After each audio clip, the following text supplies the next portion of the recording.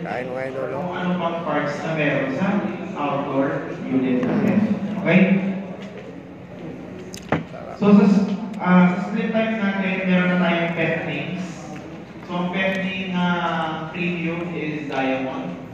So from our Diamond inverter, ang features niya ay Nano EX, Nano EG, inside cleaning on demand, built-in na Wi-Fi, which is ang comfort cloud app natin.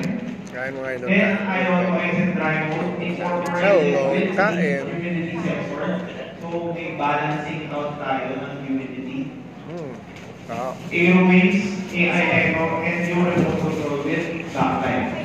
So, isa-isahin natin.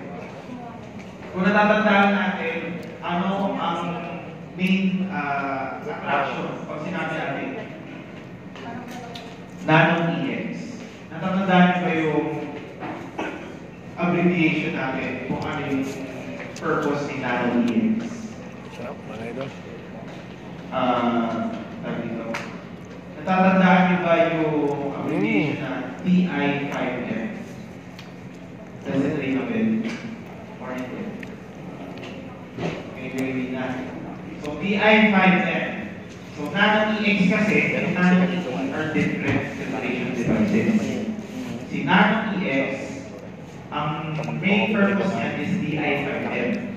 TI5M stands for deodorizing back over. I5 meaning inhibiting 5 types of pollutants. Yung 5 types of pollutants na yun are bacteria and viruses, allergens, pollens, other substances, and foods. Yun yung limang pollutants na in-inhibit natin or pinipigilan natin yung paggamit. Then lastly, M stands for moisturizing your skin and hair. So ano ba nangyayari? Bakit nangyayari yung gano'n sa Nano EX? Simple na lang natin.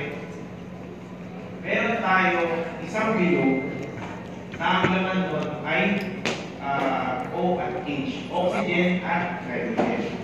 Ngayon, yung bacteria and virus or lahat na ini-inhibit natin, lahat yan merong central o yung mismo utak niya o yung katawan niya.